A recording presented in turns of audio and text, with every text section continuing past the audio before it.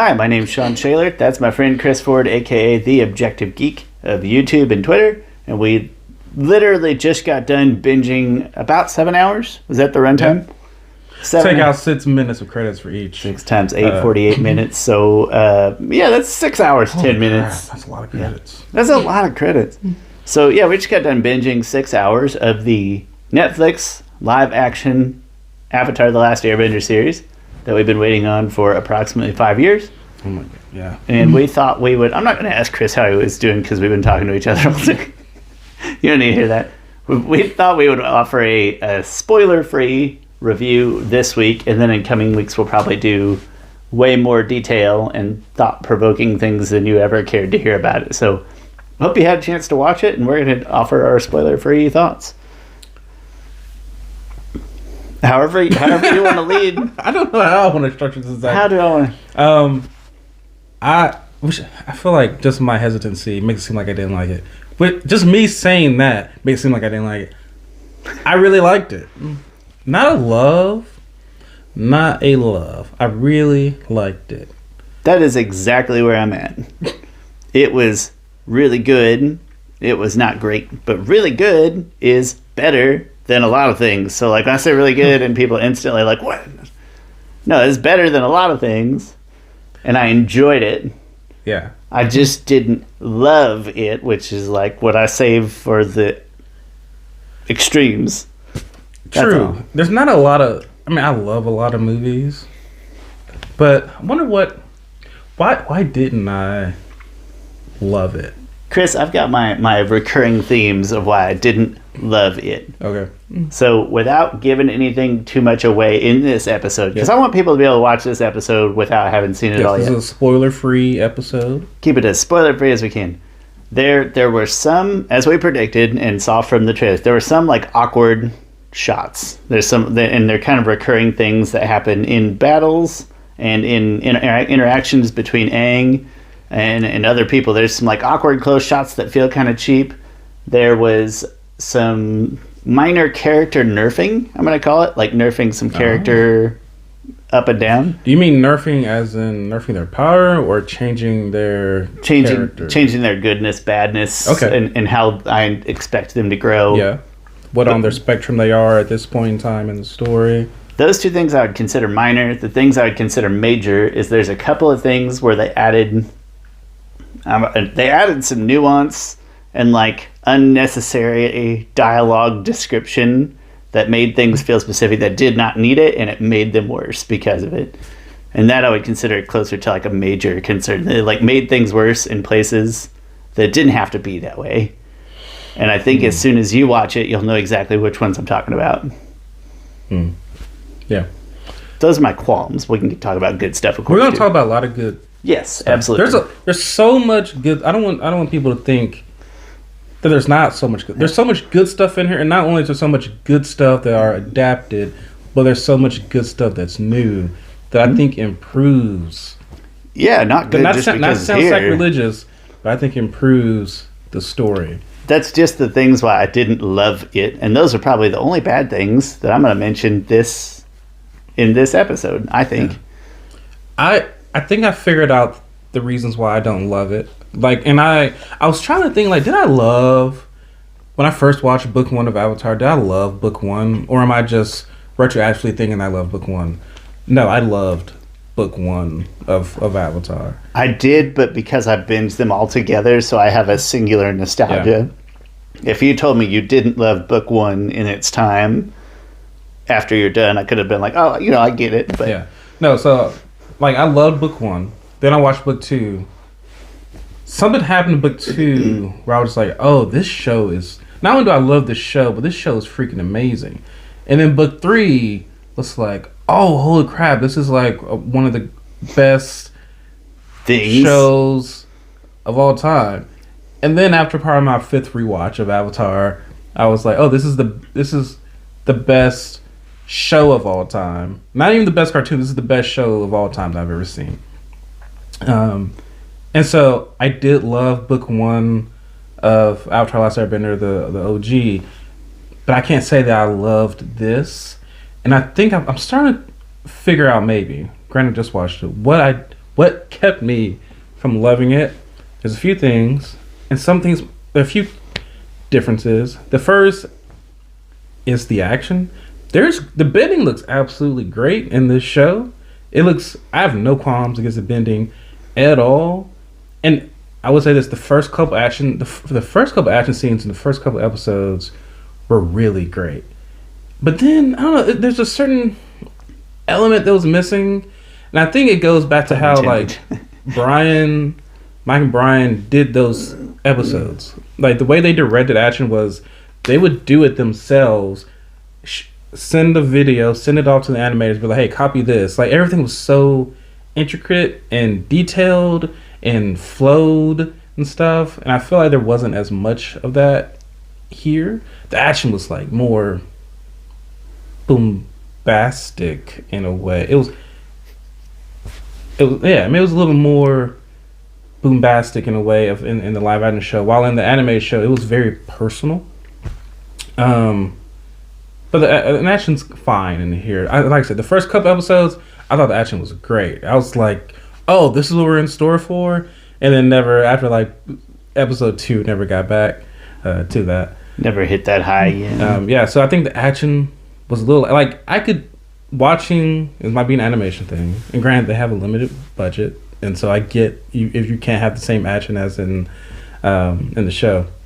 But watching the show, like, you can tell, oh, these have different martial arts and stuff. I couldn't necessarily, I guess, tell that from the action. Like, you could tell that within fights, how differently people fight.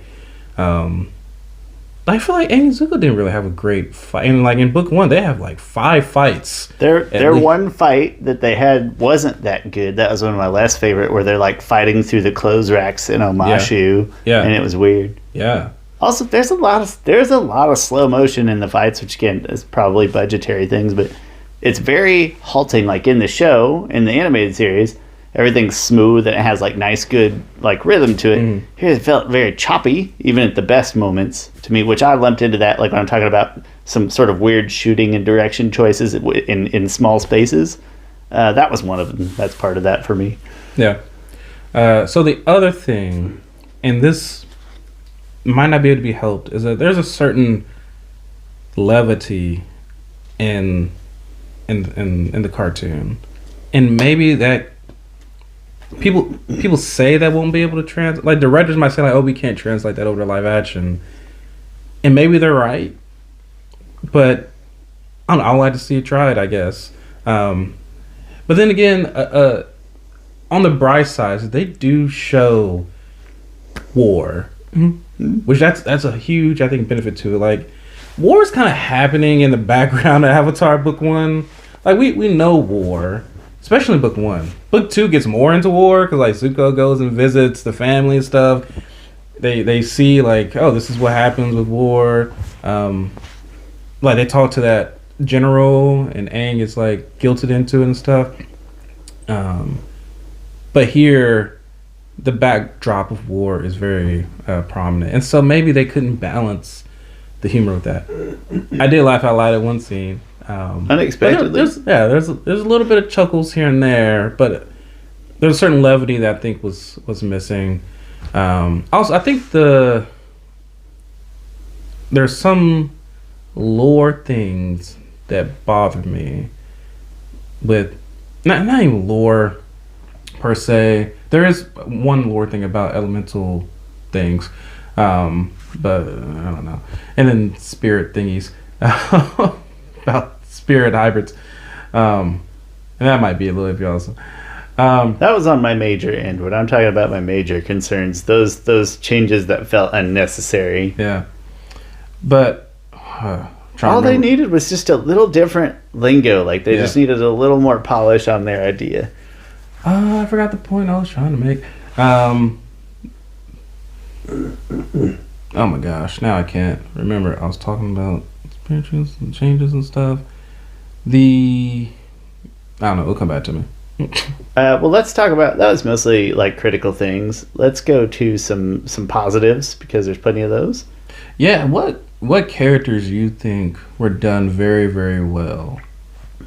Iroh was done extremely well in the sense that you actually get I'm gonna say more value added to Iroh's big picture arc. Iroh did well. It's funny because he's not nearly as fuddy-duddy. He's not. Which is fine. In book 2, Iroh doesn't get... I feel like book 2 Iroh is very much like, alright, I gotta stop being vague with Zuko. I gotta start saying concrete things to him. He's not taking my lessons. Yeah. And this Iroh, I feel like, followed kind of the same path of Iroh's teachings to Zuko. Oh, one thing, and I won't spoil anything, but I do like some of the changes they made to Iroh. Some of my favorite things come from some of the changes they made to Iroh. Agreed completely. Yeah. The nature surrounding Iroh, like the way that he acts, the way others interact with him, etc. We disagree on one thing, which we're not going into spoilers, but we kind of disagree on Azula, which is funny because I love Azula in the show a lot, and y'all don't think you love her as much? No, I don't. No, okay. But I think Sean, you like Azula more. I prefer this Azula. Yeah, I'll happily say we can discuss why. Yeah, man, we are. That should be a whole. I don't know. I had a plan on how we're going to lay out like the next weeks that just and ruin stuff. Your whole. But we could probably go character by character, like maybe not character by character. Maybe like one episode we go through these 3 characters and their changes from the show. You know, when we're busy, that's not a terrible idea though. Like if we get busy, we need to have the idea. Character. Yeah. I had a plan to have one episode go through the top 5 best changes and the top 5 worst changes. Okay. But we might have to get into like very detailed. We can do it all. We got time. But they did it. We probably got 5 more years till the next season comes out. No, I'm just kidding. Hopefully. Oh my god. I don't know what you think. 2 years. 3.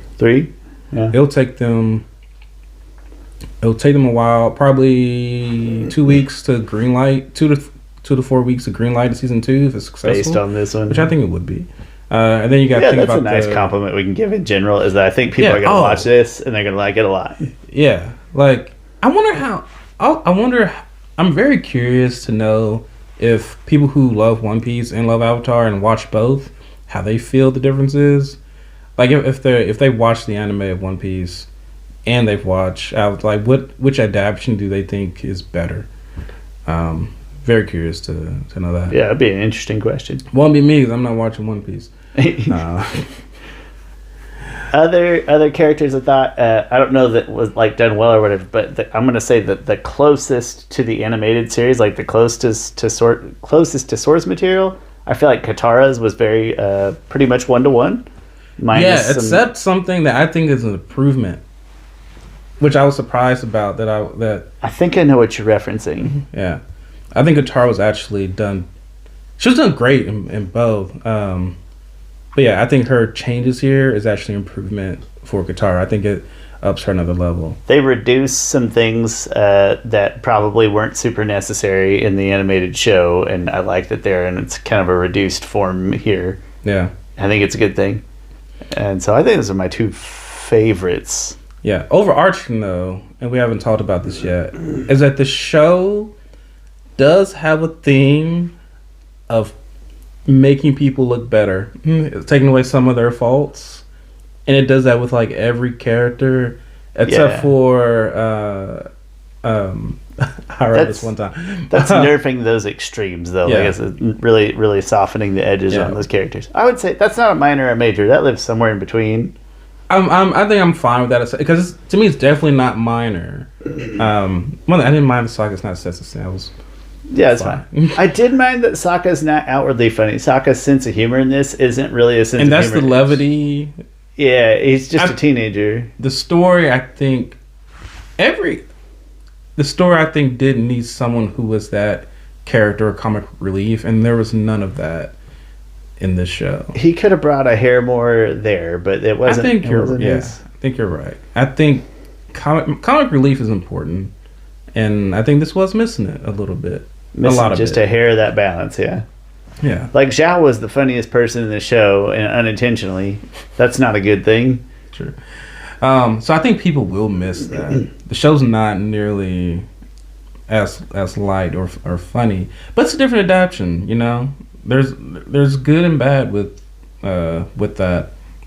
But like I said before, I think the biggest thing people might have comments about is some of those smoothing the edges of some of these characters. Probably so. Aang changes. Not changes. Aang's One of the decisions very integral to Aang's character. Yeah, that's changed. Sokka, of course, has changed. Zuko is not nearly as angsty, which I went back and forth on. They did some really great stuff with Zuko in here. Really, really great stuff, and I think the actor did a really good job. Oh, we didn't even talk about the acting in general. Yeah, we've just scratched the surface on positives. Yeah. Acting in general, I thought was good to great. No one was bad at all. Like, if you compare it to the movie, this is Oscar award winning acting here. If you compare it to the movie, although Dev Patel did a good job acting, and I think so did I forgot his name, the guy who played Iroh. Still a good scene. I can still say good stuff about the movie.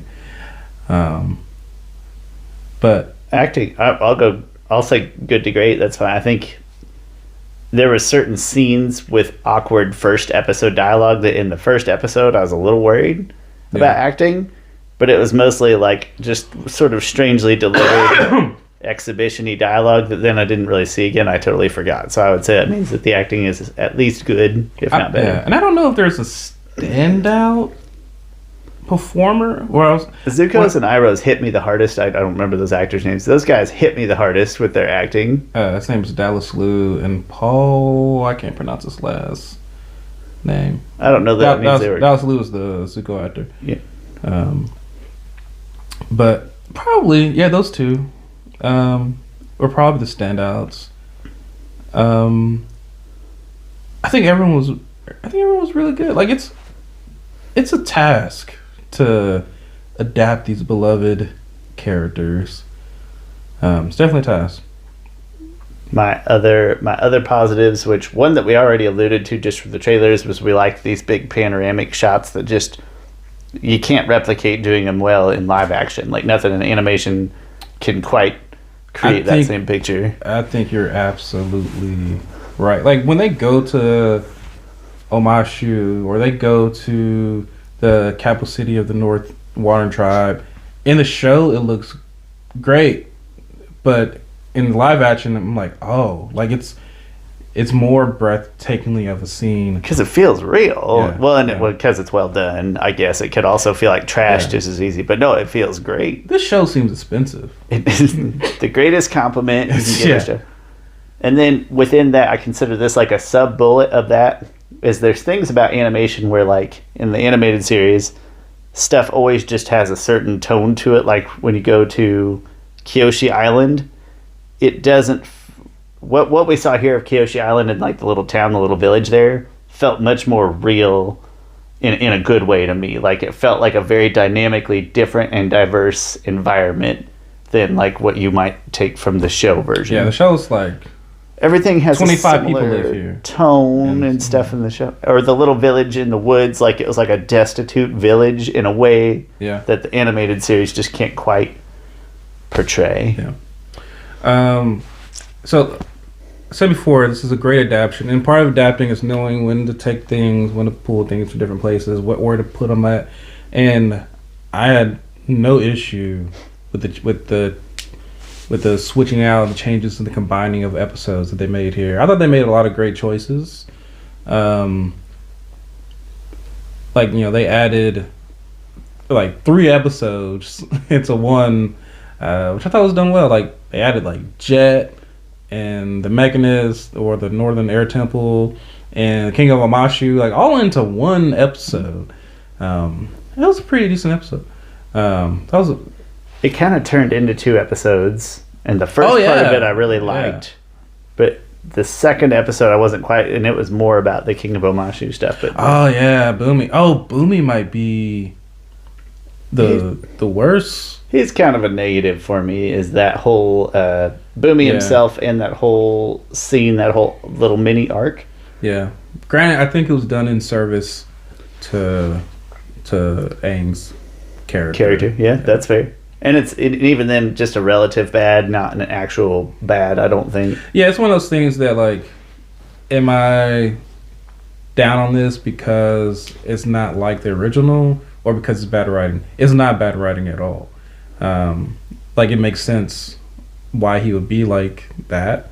And so I can't give it too much crap for not being so much like the show. I'm going to say that was some of my less favorite acting, though. So, character portrayal, True. service of acting, or the direction of that character himself. Boomy. Yeah, of Boomy specifically, wasn't my favorite. But, oh, yeah, so building on what you're saying, is the linear things where they moved and shake or compressed and things like that you might really worry about in an adaptation. No, I thought they actually nailed that. I thought that everything that we didn't get, for the most part, I was fine without getting. And the way that they compressed the story to fit their vision was different, but still good. I feel like you still got a taste of each episode, even the episodes they didn't do anything on. Yeah, they gave hints or little drops. That was funny. They even gave hints to the Great Divide a little bit. That was one of the better parts, was when they were asking, again, not too much spoiler, they asked a question in a bar, basically, and they drop hints of these bits and pieces that you don't see. Yeah. Like little Easter eggs, I think, is probably the best way to word it. Yeah. I thought that was a cute way to go about that. So, yeah, I thought the way that's probably the most important part, too, is what they changed in terms of the linear narrative. They did really good on. That might be like the most important thing I can say. Yeah. Right? That's the guts of the story were kept intact, even though they were different. I am, I've always thought about that this would be better, not better served as a movie, but I just love movies. It's also, like I said before, I have the show. Like, if I wanted to sit down and watch this again, I'd spend the same amount of time to watch the original show. And so in a way, I would rather have a 2 hour and 10-minute movie. It was 6 hours. That's a lot of time. That's like one Zack Snyder cut of a movie. That's true. Yeah. I mean, he keeps coming out, nothing against Zack Snyder, but he keeps coming out with, like, his most recent movie on Netflix. He could have just did whatever version he wanted to do. Like, he had more control over that, And then now he's like, well, no, there's a more director's cut of this movie. I don't really like Rebel Man, to be honest. Just for publicity's sake, yeah. It could be. But the point I was making was that after watching this, I'm not sure a movie could have. I mean, it would. Yeah, maybe I'm not sure a movie could have been done. I don't think you could have. Because they already compressed it a little bit.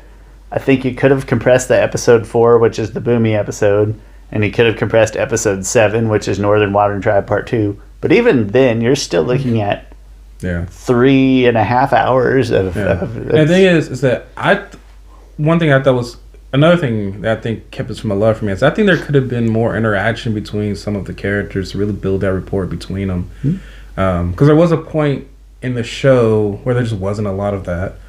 Because they're just busy doing other things going on. But there was an adaptation of something fairly recently where I feel like that was also an issue. Oh, it was Yu Yu Hakusho. Was it you? Yeah. I was like, the character interactions are missing. And it's not that they're missing from this one. That felt like they were missing. But here it's there, but it still has to be prominent because it's the relationships that's the glue of the show. You could tell the exact same story, but if you don't have that glue of these characters and their relations to each other, it's not going to hold. Granted, there's some of that. It's in here. Iroh and Zuko is very prominent in most, right? Yeah, that was. We don't get like as much casual Aang with a stranger or just like casual Aang with Katara interactions. Yeah, we don't get those, and that's part of what endears you to Aang, I think. Yeah, or should. Like we just got that one scene at the Isle of Kyoshi Island. Why did I word it like that? Where he like interacts with the kids and the people and stuff, and that's kind of cute. Then that never happens again. But that's part of Aang's charm, is he's well liked wherever he goes. Yeah. The last major positive thing I want to say, and you already said it, so I'll keep it short, is that they did things in the show pertaining to war and violence that you can't do in the animated series, as it was. Like they added value, I guess, that way. They gave reasons to see this one differently. Oh, we haven't talked about this show's darker than I thought it would be. Yeah, it was wild. Like, holy crap. Like, right out of the gate, it happen. It starts really fast. Like, yeah. I guess I don't mind. I didn't think it would be that dark. This show's PG. Who's doing these ratings nowadays? Ain't no way that's PG. Yeah, that's well, and it starts really fast. It does slow down a lot, or like it not slow down. It levels out a lot. But that first episode maybe is mildly misleading, but there's still quite a bit of that in it. But as soon as you get like 15 minutes in the first episode, you'll be like, oh yeah, that's what they're talking about. Yeah, you see it instantly and just catches you off guard. That's all. Not dark, like it's not like Game of Thrones. There's not like F-bombs and clothing. There are damn and asses. Yeah, we got 2 asses and a damn, if my count is correct. Yeah, and which felt weird. Did a little bit. Felt weird. Like, come on, don't. I hate when people put curse words and things just for the sake. Not because I sound like I'm a type person who's like, oh, I don't curse, but other people shouldn't curse. There's a great time for cussing. Like, I don't know. But when just added and stuff, it's like, what's the point of that? Like, you could have got that for another way. Definitely catches you off guard at first. Just because one thing, watch. I think curse words and Avatar should be more creative. Like, they wouldn't use the same ones as they would make up their own curse words. Like, you mother-loving elephant rat. Like, oh crap, elephant rat. What did he say? It's like that scene in what's the Will Ferrell basketball movie? Semi-pro? Mm-hmm. Yeah, where they're calling each other around the table while they're drinking and playing cards, and they're calling each other all sorts of names. It's all fine. Oh, I forgot. And then it's not a good movie, but anyway. I watched the movie one time. It's not good. Yeah. The funniest part of that movie is the fact that Woody Harrelson gets traded for a washing machine. That's the peak of that movie. I like the alley-oop part. Oh, yeah, when they invent the alley-oop. Yeah. No, it's not a travel. He clearly didn't take any steps. He threw it. I don't know what it was. Foul. Technical. Yeah, lots of good things to say, and we'll break it down in an unheavenly amount of detail going forward. Probably review every episode.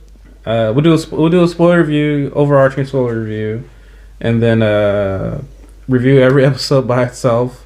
So spoiler review. Probably score it like we did and scored all the other episodes of Avatar, and so many other themed episodes surrounding. We just got a year's worth of content. Oh yeah. I think the most appropriate compliment to end by giving is that I imagine that Chris will be excited to watch this with his daughter, even though she says she's going to watch it without him. Yeah, she's mad at me for not. Yeah. She's at grandma's house. I didn't know she had school off today till I got here. I felt bad too. Sometimes I don't feel like being a dad. I just that's fine. You deserve it. And she's gonna come with us to Comic-Con, so that's a bigger. Tell her that deal. She'll forgive you, and then you can watch the show together. But Les, I think I can say confidently that you'll be legitimately excited to watch it again with your daughter. I am excited to watch this again. She'll see weird stuff that neither of us saw. Yeah, I'm excited to watch it again. I don't know how many times I'm gonna watch in the next. I'll probably watch it again in the next week, and then watch it episode by episode as we review. I think I need some space. I need some time to sleep on what I saw, whatever, and then I'll come back in a couple of weeks after we've done our main topical type episodes, and by the time we get to the one at a time ratings, I think I'll be ready at that time that's fair. Yeah, to jump back in. But I didn't talk about the music. Oh wait, it's not over yet. No, you're right. We gotta talk. We didn't say anything about the music. You gotta cut it in. No, people are already gone though. Oh God, it doesn't matter. Just cut out that. Wait a minute. The music. One thing, the music was great. I think the Avatar theme could have been used more. Because then I think about it, I'm like, oh, the Avatar theme wasn't used all that much. Or maybe they just saved it to the right moment. But it could have been used more. One thing I did love is the freaking outro. And then it blends into the Avatar theme. I thought that was orchestrated so beautifully well. The outro is 5 out of 5 for me. The rest I'm going to say is 4 out of 5. There are certain times where I did want it to be a little bit bigger, but that's a minor complaint. But there are certain points where I want it to be a little bigger. But it's great, and it's original as far as I heard. Like most of it, other than the Avatar theme, felt new and different. Well, that sounds bad. Oh man, one character had like, I'm pretty sure they made a score just for that character. Yeah, and I love that. New and different sounds wrong. It felt appropriately new and exciting, but good for this. It was good, really, really good. I said some of it. There's just certain spots where it's like that could have been a hair more. But yeah. The other thing that I wanted to mention. Oh, they don't. This is not a real spoiler, but they don't have the intro. I was missing the episodic intro. I would have. This is a nostalgia thing. I know has nothing to do with the quality of the show. But I would have liked an episodic Earth. Not Earth, starts off with water, Earth, fire, air. I would have liked that every episode. And that's me being a spoiled, nostalgic person. And also wasn't missing the previously on Avatar. We might have skipped it every time. It doesn't matter if we did. I want to have the option. Yeah. Even if we skipped it every time. The first one, the initial intro, where they said, and it got kind of a long form. It would have had to been like a trimmed down like the yeah. And I think I was expecting episode 1 to have a different thing, but then after that, even episodes 1 was a heritage. They explained some things that just a little too much for my taste. Like no, we can glean that even without. Hey, that's our spoiler-free review, which, like I said, mostly positive is the short answer. And we hope you watch it. Tell us how you feel. Leave us comments. Thumbs up, subscriptions, bells, reviews, whatever it is you can do for us. We love it all. It's all very important to us. Thank you so much for watching. Let us know how you feel about it, though. That's the most important thing to me, is I want to know how other people are feeling, and I hope it's well received. I think it deserves to be well received so we can get another season of this stuff. Or some of the biggest changes that people liked. Give me the ones you didn't and did like. Give us some subject matter for our future episodes to talk about. Why is this Azula better than animated Azula? I feel it's going to be our biggest difference of opinion, because they kind of fits though. Like if it was our biggest difference of opinion over there, it kind of makes sense that here. The thing is, I don't dislike the changes that they made. I just think the original, it's not terrible writing at all. It's great writing. Well, it's just the different. Same thing about the animated Azula. It's like, yeah, I'm completely fine with how they do it. I just think this one just hits me better. So that'll be a great episode to talk through. There's just something I love about OP Azula. OP, assure of herself, Azula, zero insecurities. Anyway, that might be that'll be a good topic. Follow up with us on that topic later. Anyway, next week we'll do a super thorough, probably way too long, super detailed review, and we'll talk to you then. Thanks for watching. We'll see you next time.